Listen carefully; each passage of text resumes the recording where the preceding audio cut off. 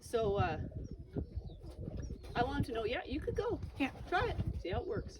It's not because you're tied to something that is the reason you have to put up with this tack. You have to put up with this tack because it's your job.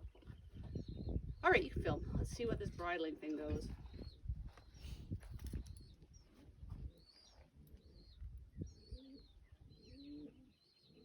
Not exactly a warm reception to the bridle. Better than yesterday, or better than he had. Yesterday was a bad day for him. The day before was quite good. Okay. This is better than so far than either of the days, other than at the start he was arguing with me. We call that I call that divided mind, right? His mind was on the food. What? See, he's going to shift his weight. It was a divided mind. So then that issue about the divided mind is a separate issue. And that's like we have a little argument. Oh no, no, no, and then I get really emotional, a little bit emotional with them. Then good. Let's see if we can soften. Can we? Not really. Not great. Not great. Not without a bunch of BS happening. So he knows softening. He's not softening. Right? So I put some duration on that. I'm saying I'm not going to ask you 100 times. And I don't just get heavier, I just get repetitive. And I say, that's on you, buddy. You know what to do when I put my hand on your halter. I'll try that again. So I make life really miserable for quite some time. Otherwise you end up in an argument. You pull them down, they pull back up. You pull them down, they pull back up. I make it a miserable enough choice that they don't get involved in it.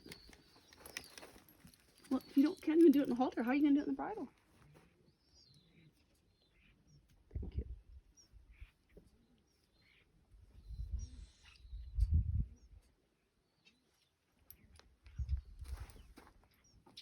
I don't believe in lateral flexion without moving their hind end, except for as a stretch, and I don't use the halter or the reins for that. If I'm pulling you over that way, I want you to disengage your hind end. That makes sense? Mm-hmm. Some people do, though. They just sit in the horse and they pull the neck over. I don't think that's a good idea.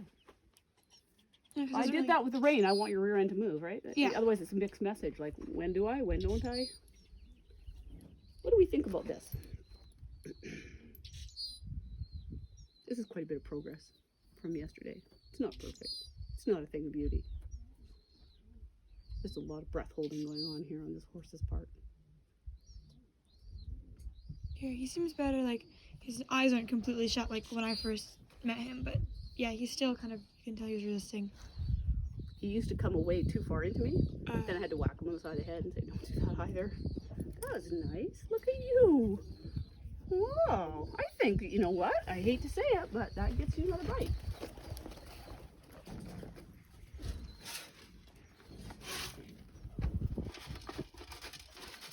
He knows not to try and get it on the ground, but sometimes I leave a little in the pan so that when I go up, he doesn't try to beat me to the gate or anything to get over there.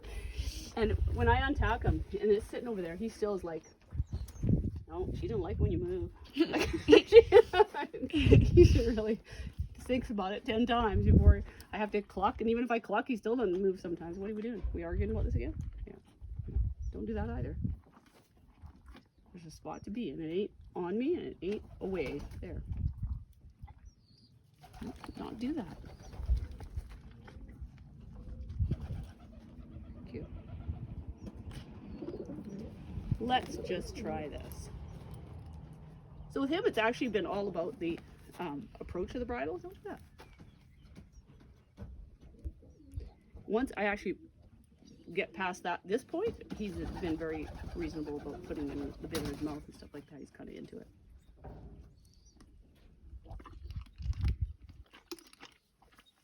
And he's fine about his ears, which a lot of horses are pissy about their ears, I gotta say. Yeah. He doesn't care about that. He's good with ears. There's actually a lot